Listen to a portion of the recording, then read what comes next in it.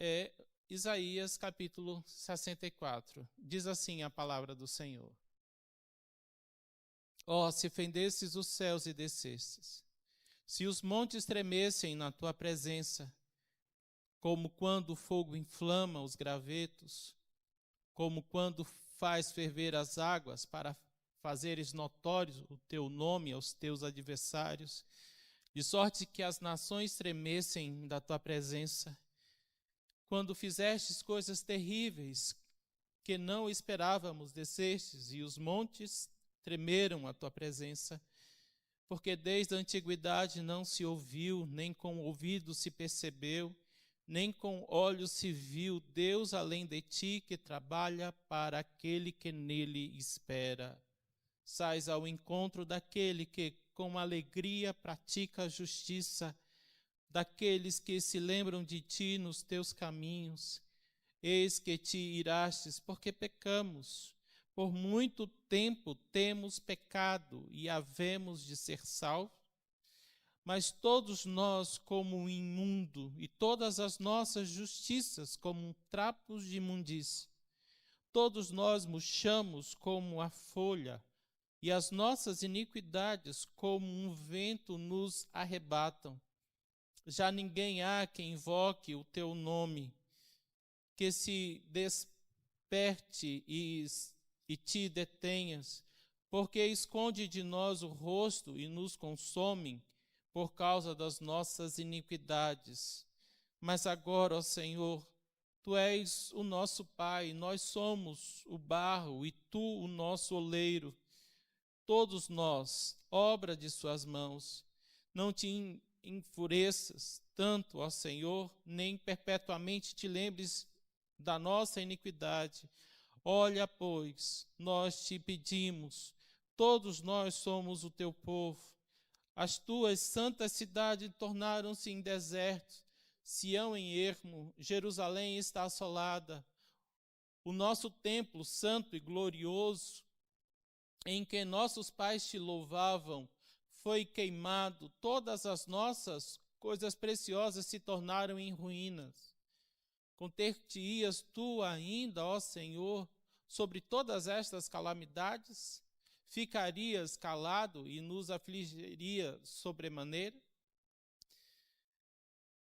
Irmãos, eu quero começar a refletir com vocês em cima dessa temática geral, avivamento, mover de Deus nesses dias. O tema de hoje é quando o fogo inflama, mas te convidando para pensar e refletir. Você tem conseguido ver o mover de Deus nesses dias? Você consegue ver Deus agindo? Você consegue ver Deus operando? Você consegue ver Deus se manifestando? E a pergunta vai desde a sua vida de um modo particular, desde a sua história, desde a sua casa, desde a sua jornada, até numa perspectiva maior, o que tem acontecido no Brasil, o que tem acontecido no mundo. A grande questão é, você tem percebido o agir de Deus, o mover de Deus, o manifestar de Deus?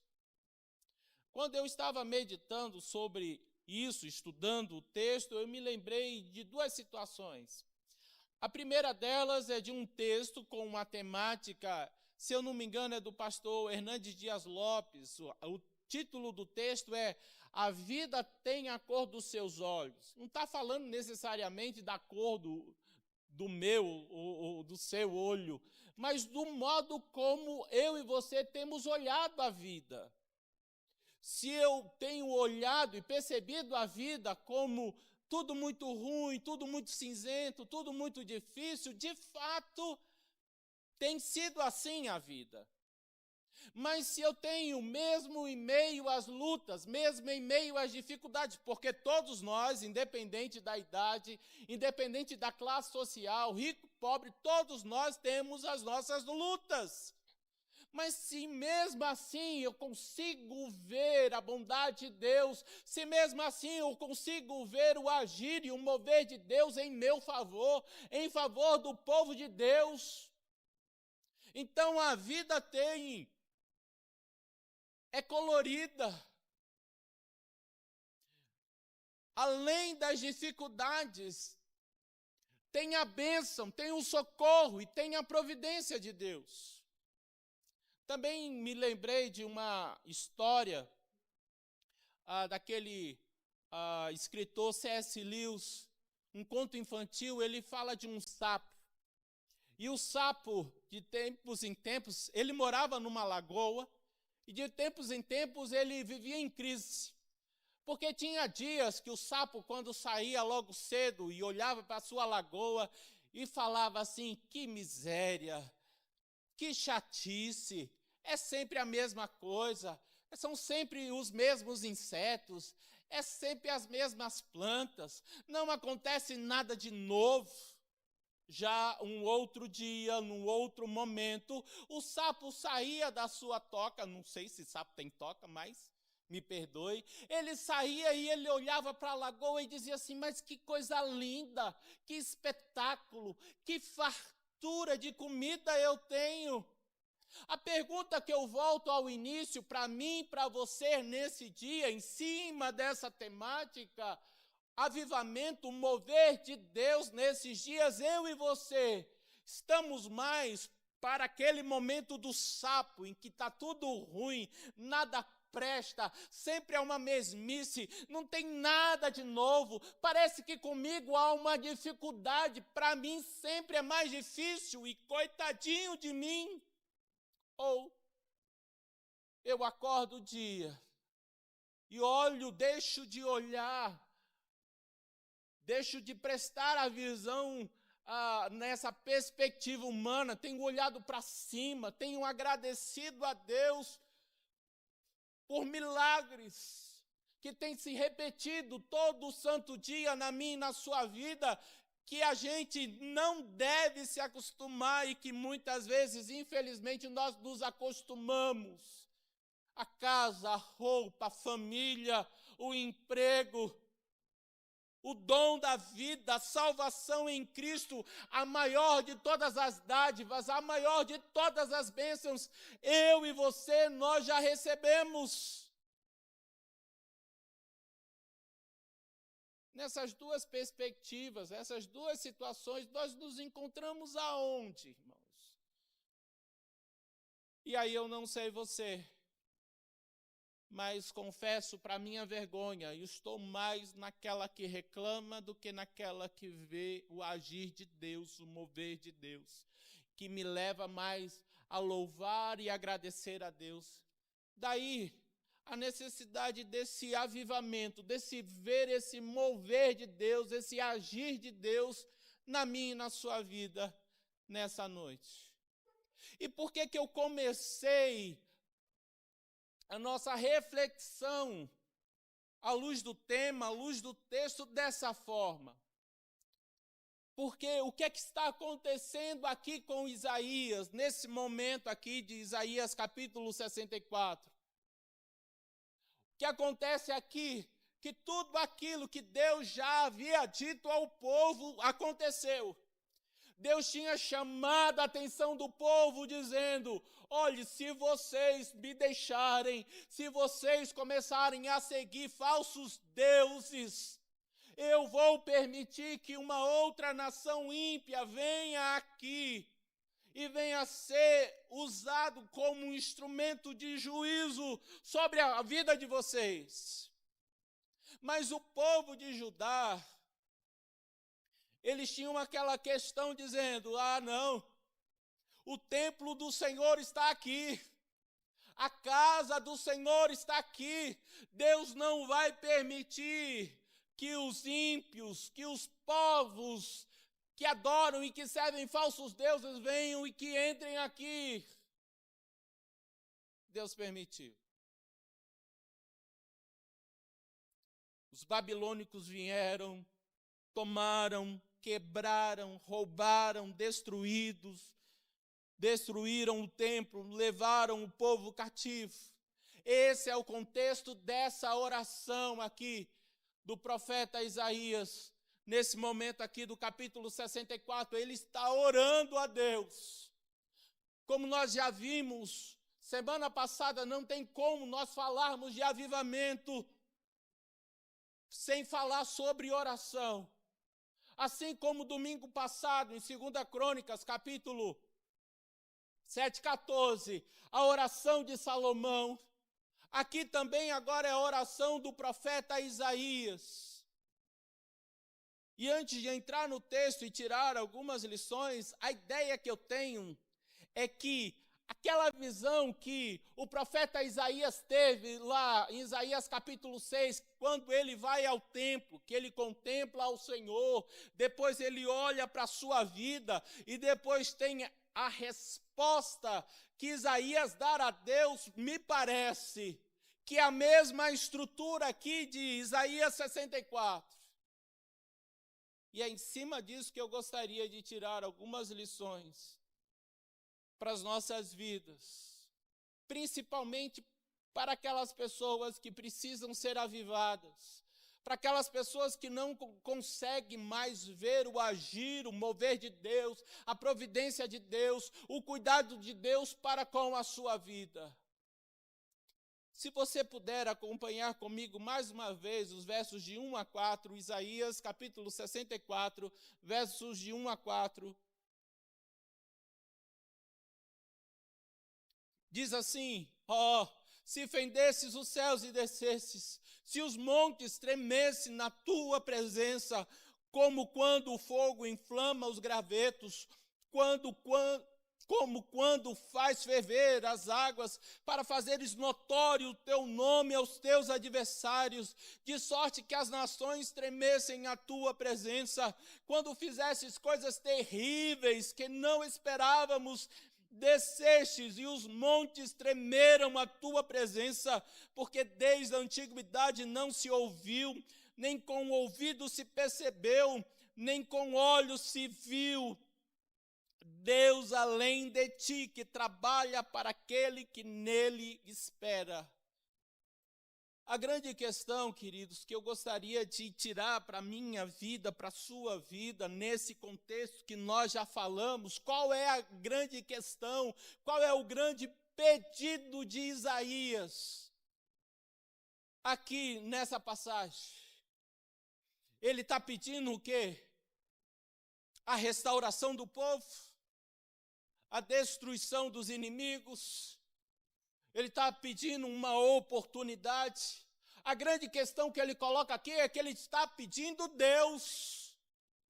E ele começa com essa expressão: se fendesses os céus e descesses.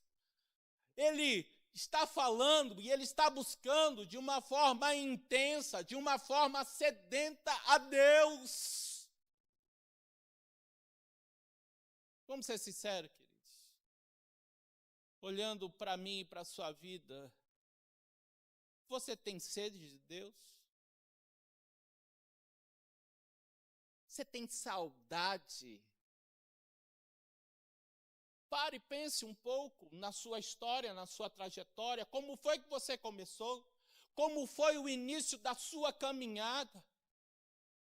Faça uma comparação lá, o início. No meu caso, o Marcelo do início, o Marcelo de hoje. Há uma diferença muito grande de experiência, de conhecimento, de vivência, mas de fervor, de buscar a Deus, de intimidade com Deus, de sede de Deus. Isaías, ele está clamando e ele está pedindo o que é mais importante, o que é mais fundamental, principal na vida de qualquer pessoa que estabelece um relacionamento com Deus. Não são as coisas, não é a saúde, não é um emprego melhor ou uma casa boa, é Deus. E aqui ele começa a citar algumas coisas, o monte que treme na sua presença. Te lembra o quê? Está lembrado quando Deus se manifestou no Monte Sinai, na entrega dos 10 mandamentos? É isso que ele está falando. Como a natureza, ela se rende à majestade desse Deus grandioso. Ele pede na sua oração, de forma intensa, a presença de Deus. Agora, preste atenção comigo. Tudo isso é para que essa manifestação de Deus venha a ser notada. Mais uma vez, por gentileza, o verso 2, quando o fogo inflama os gravetos, como quando faz ferver as águas, para fazeres notórios o teu nome aos teus adversários, de sorte que as nações tremessem na tua presença. Ele clama de forma intensa a Deus para que o mundo lá fora, para que quem não conheça a Deus possa ver de fato, perceber de fato que o Deus a quem ele serve é verdadeiro. É real. E aqui fica uma questão para a gente pensar, queridos. A partir da minha vida, o modo como eu tenho me colocado diante das situações. Quem está do meu lado consegue ver o agir de Deus? Consegue ver que esse Deus a quem eu sirvo é de fato verdadeiro, é de fato real? O apóstolo Paulo diz que nós somos espetáculos, tanto para homens quanto para anjos. O mundo nos observa. Mas eu, de um modo particular, tenho testemunhado a respeito do Senhor. De que forma o nome de Deus tem sido engrandecido através da minha vida, da minha conduta, dos meus relacionamentos.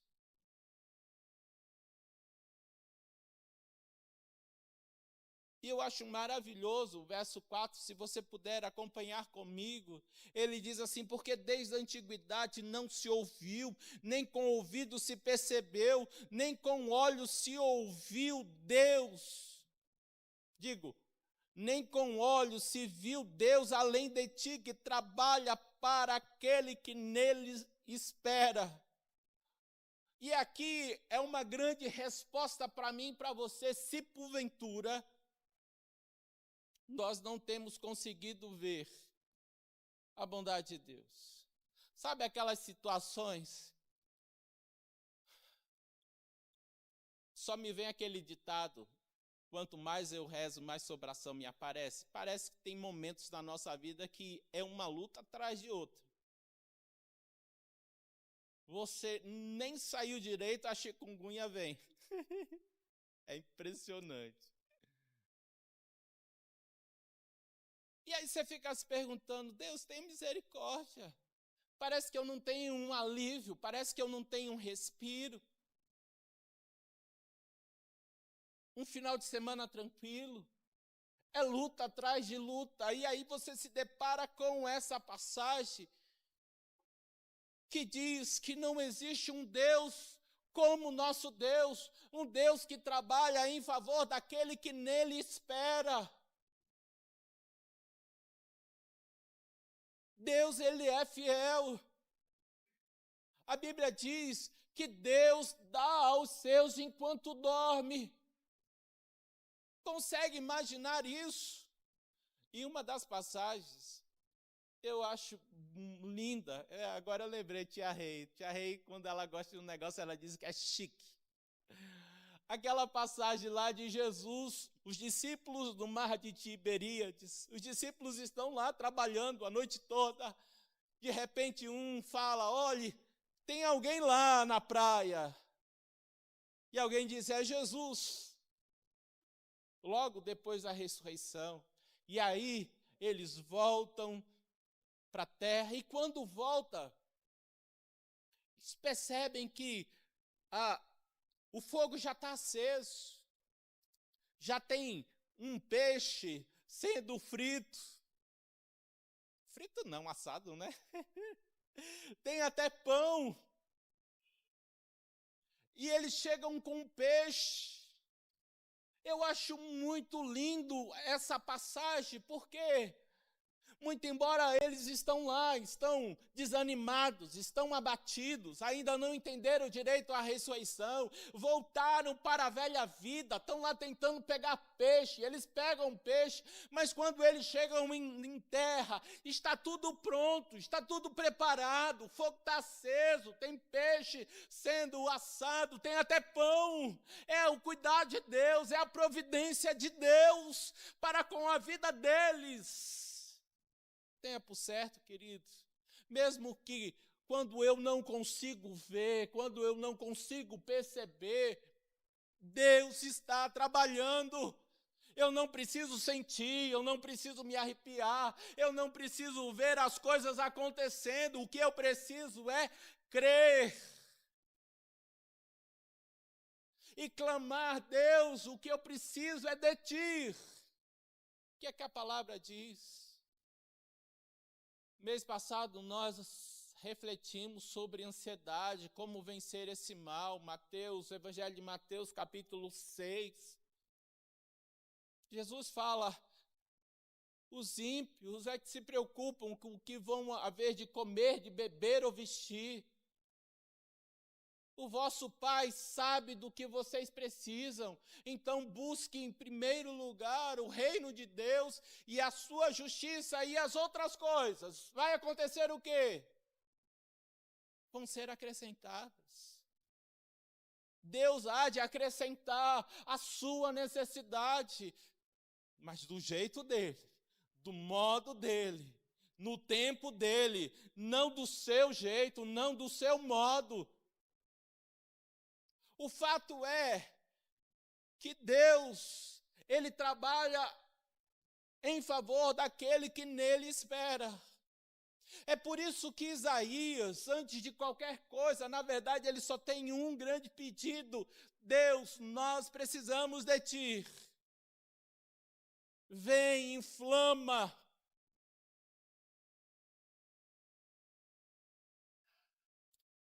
A partir do versículo 5, ele muda.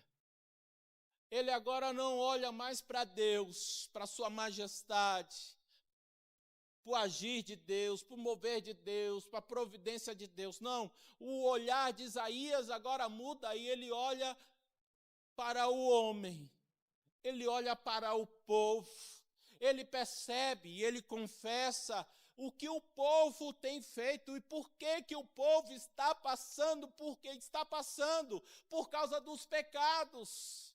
Acompanhe comigo, por gentileza. Sais ao encontro daquele, verso 5, Isaías 64, 5, daquele com alegria pratica a justiça, daqueles que se lembram de Ti nos Teus caminhos.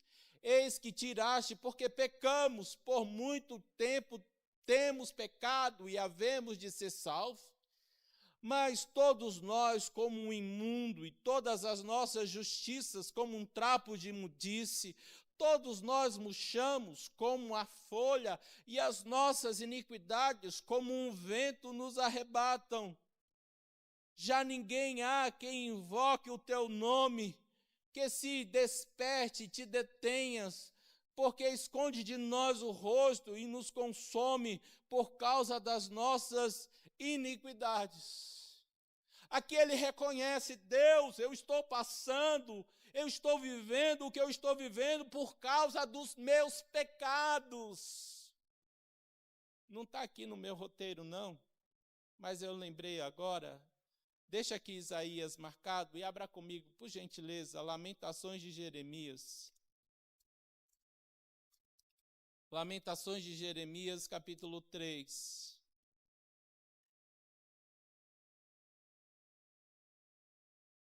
Verso 39. Esse é um versículo para você marcar aí na sua Bíblia, viu? Lamentações de Jeremias, capítulo 3, verso 39. Que diz assim: por que, pois, se queixa o homem vivente? Queixe-se cada um dos seus próprios pecados. É muito natural, é nosso, é do homem, a gente viver queixando, murmurando, lamentando.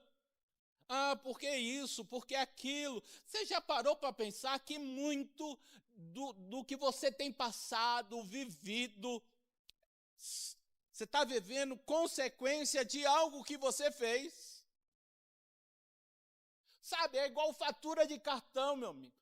Você abusou, você se sentiu rico. É um perigo. E cá para nós, cartão de crédito na mão de mulher é um perigo dobrado. Orem por mim, viu, irmãos? A gente se sente rico. E aí o shopping coloca uma musiquinha alegre, animada. Eu já ouvi uma teoria que eles fazem de propósito. O chão é bem encerado, né, para você andar mais devagar. Cria um ambiente de bem-estar, e você se sente rico e compra isso e compra aquilo e tal. Depois de um mês, chega a fatura. Você vai ter que se virar, você vai ter que pagar. Muito daquilo que eu estou vivendo hoje, tanto para o bem quanto para o mal, é uma consequência do que eu fiz, de uma decisão que eu tomei ou deixei de tomar lá atrás. E Deus está falando aqui em Lamentações de Jeremias, de que é que o homem se queixa? Você tem que se queixar dos seus próprios pecados. Agora, de fato, tem algumas coisas que eu não fiz nada. E mesmo assim eu estou passando. O que é isso então, pastor? Deus está provando. Mas volta comigo, por gentileza, Isaías 64. Ele começa a falar e dizendo, de fato, nós estamos vivendo o que estamos vivendo por causa dos nossos pecados. Verso 6, mas todos nós somos como imundo. Entenda a palavra imundo aqui como um leproso. Era uma doença incurável naquela época, muito comum. E que era algo terrível. Na minha época de seminário, a gente teve a oportunidade de evangelizar lá num leprosário, lá em Recife. E tem graus. Hoje em dia tem um outro nome, é hanseníase, se eu não me engano. Eu não sei se ainda existe lá em Recife, mas na minha época tinha, e a gente ia para lá e evangelizava. E a gente... É uma realidade, mas a gente, seminarista, não presta, viu? A gente brincava dizendo assim, é o único trabalho que a gente não pode orar para crescer, porque crescer as pessoas, é o mal dos outros, né? É terrível. Gente sem orelha, sem um dedo, a carne comida. Essa é a imagem que Isaías está passando aqui. Todos nós somos como imundo. E a segunda parte, todas as nossas justiças como um trapo de imundícias. O que vem a ser isso? Que trapo é esse? Naquela época não existia absorvente. Então, trapo de imundícia é isso que Isaías está falando. É algo nojento, imundo, que não serve para nada. E ele está falando que o melhor de nós, as nossas melhores justiças diante de Deus é isso.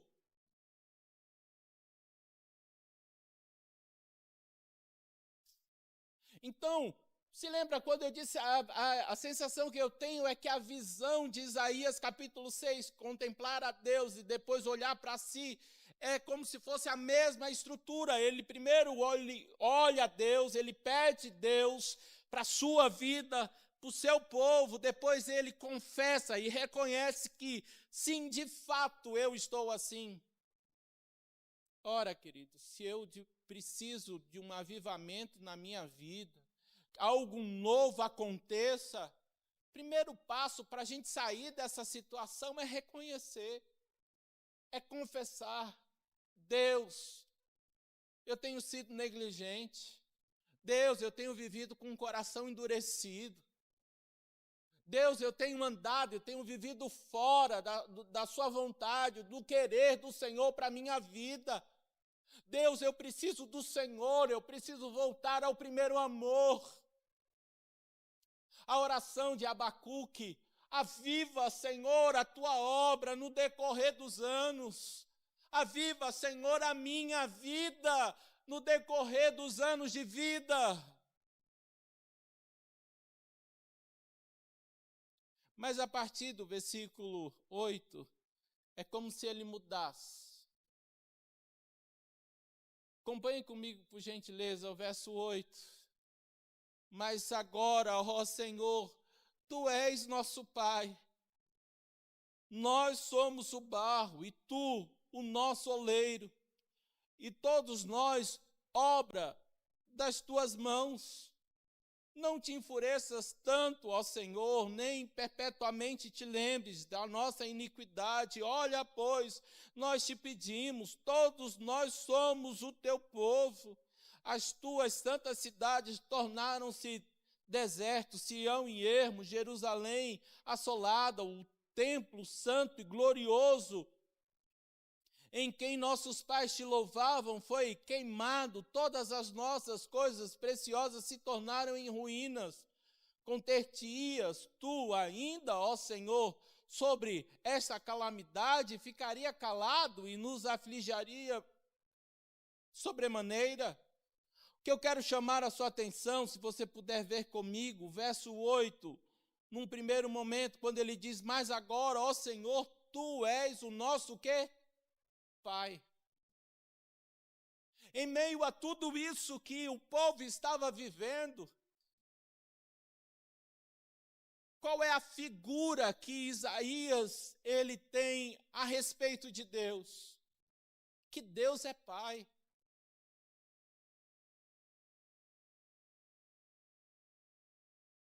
E isso por si só, irmãos, já nos comunica muita coisa. E quem é pai sabe do que eu estou falando. Um pai, ele deixa de comer para dar para o filho. Um pai deixa de vestir para vestir o filho. Um pai, se ele tiver que escolher entre a sua vida e a vida do filho, ele dá de bom grado a sua vida. Isso a gente está falando numa perspectiva humana. Jesus fala, olha, vocês que são maus, sabem dar boas dádivas aos vossos filhos, quanto mais o vosso Pai Celestial. Se eu tenho uma consciência, se eu tenho uma convicção, se eu consigo ver na minha vida, na minha jornada, na minha trajetória, situações que numa perspectiva humana parecia que não tinha saída, mas de algum modo, de alguma maneira, que vai além do meu entendimento, que vai além daquilo que eu possa explicar. O socorro chegou, a providência chegou, a porta se abriu, a porta se fechou. O que é isso? É o agir do Pai em meu e em seu favor. Então não precisa ter medo do amanhã, queridos. Você não precisa ficar impressionado com um gigante ou com medo do desafio que está na sua frente. Deus é Pai. E ele continua a falar no versículo 8, nós somos o barro e tu o nosso oleiro. O que é que ele está falando aqui? Ora, se ele é oleiro e eu sou o barro, me lembro de uma campanha evangelística que aconteceu lá em Recife, foi a cruzada Billy Graham. Na época ele era vivo. Foi um ano antes, foi o meu último ano do seminário. E houve uma conferência lá em Recife e teve um pastor que ele, do nada, ele pegou um vaso de barro e ele quebra no meio da mensagem, pega os pedaços do vaso de barro e diz, ainda há esperança se o barro estiver na mão do oleiro. O profeta Isaías, na sua oração, está dizendo, nós somos o barro, tu és o oleiro. Querido, a minha vida, a sua vida está nas mãos de quem? Se a nossa vida está nas mãos de Deus, mesmo rachado, mesmo quebrado, que eu venha estar, Deus é poderoso para me quebrar e me refazer de novo, como um vaso de honra, um vaso de bênção. Há esperança, se o vaso estiver nas mãos do oleiro, há esperança.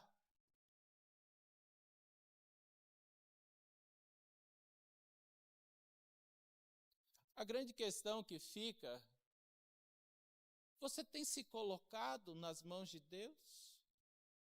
Você tem se rendido, entre aspas, porque a gente tem essa percepção, engano, que a gente está no controle, que nada, a gente não controla nada. Mas mesmo falando nessa linguagem, nessa perspectiva humana, como se eu e você estivéssemos no controle, tem se rendido à vontade de Deus?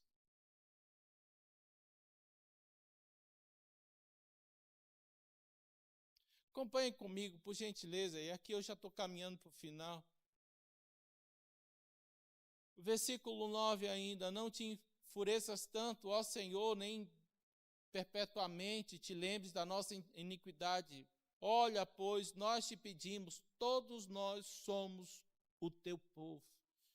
Ele começa como a figura do pai, depois a figura do oleiro, e depois ele disse, olha, todos nós estamos passando, vivendo, porque consequência dos nossos atos. Me lembrei agora do ladrão na cruz, enquanto um estava reclamando, murmurando, dizendo, tu não és o Filho de Deus, desce da cruz e salva-nos. O outro se vira a força de expressão que estava preso na cruz, se volta para o primeiro e diz assim, você nem ao menos teme a Deus, estando debaixo da mesma sentença? Nós estamos aqui por causa dos nossos atos, mas este nenhum mal fez. Isaías, ele está falando justamente isso, mas ele termina o verso 9 dizendo, todos nós somos o teu povo. Somos povo de Deus. O que é que diz lá no Evangelho de João, capítulo 10? As minhas ovelhas ouvem o quê? A minha. Quem é de Deus ouve o quê? A palavra de...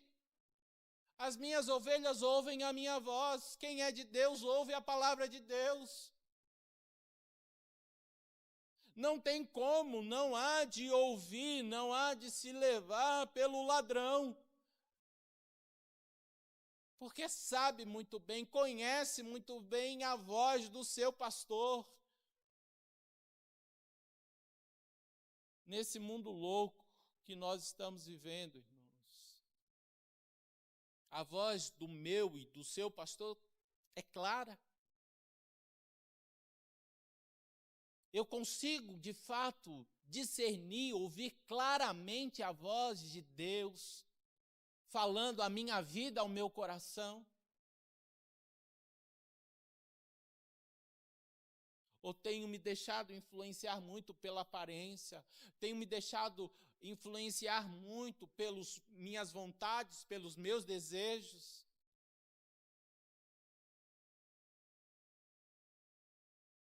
Oh, se fendesses os céus e descesses, se os montes tremessem na tua presença, como quando o fogo inflama os gravetos, como quando faz ferver as águas para fazeres notórios teus nome aos teus adversários, de sorte que as nações tremessem à tua presença, quando fizeste coisas terríveis que não esperávamos, desceste e nos montes tremessem à tua presença, porque desde a antiguidade não se ouviu, nem com o ouvido se percebeu, nem com o olho se viu Deus além de ti, que trabalha para aquele que nele espera.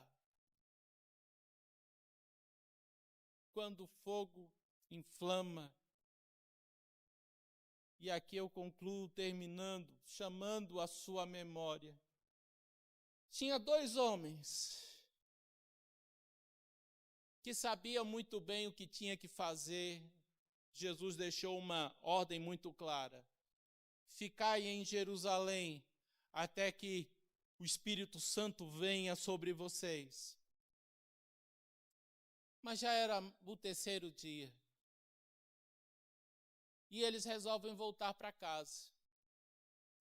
Pegam um caminho, desanimados, abatidos. De repente chega um viajante e puxa a conversa. O que é isso que vocês estão conversando? E um se volta para aquele viajante e diz assim: és o único que porventura, estando em Jerusalém, não sabe o que aconteceu? Mataram Jesus. Nós esperávamos que ele fosse o Messias, mas já é o terceiro dia. E aquele divino companheiro, ele começa a exortar e dizendo: vocês não conhecem que desde Moisés, que era necessário que o Filho do Homem morresse? E ele ia expondo as Escrituras. Diz o texto que a noite já havia chegado e eles chegaram a um determinado lugar. Aquele companheiro faz menção de passar adiante e os dois discípulos dizem: não, entra, fica conosco. E ali no partir do pão, no momento em dar graças, ele some. Aqueles dois discípulos percebem que durante todo o caminho, toda a trajetória, era o próprio Cristo que estava ali com eles. E um se volta para o outro e assim diz: porventura não nos ardia o coração quando ele nos expunha as Escrituras? E diz o texto que eles não esperaram amanhecer, de noite mesmo, eles voltaram para dar a notícia aos demais discípulos que Cristo havia ressuscitado e passaram o dia todo viajando junto com eles. Termino, irmãos. Mensagem dessa noite, com o momento em que um se volta para o outro e diz: porventura não nos ardia o coração quando ele nos expunha as Escrituras? O meu coração como está? O teu coração como está? Ele arde quando ouve a palavra de Deus. Oh, se fendesse os céus e descesse. É isso que Isaías está clamando. Para que Deus venha e venha arder e venha pegar fogo. E eu venha de deixar de olhar a vida como se fosse tudo ruim, tudo difícil. É uma luta, é uma guerra, é uma batalha, nunca tenho chance para nada. Mas quando a gente vive debaixo da direção de Deus, debaixo da mão de Deus, tem luta, tem. É fácil, não é? Mas você não está sozinho. Deus é fiel. Vamos orar?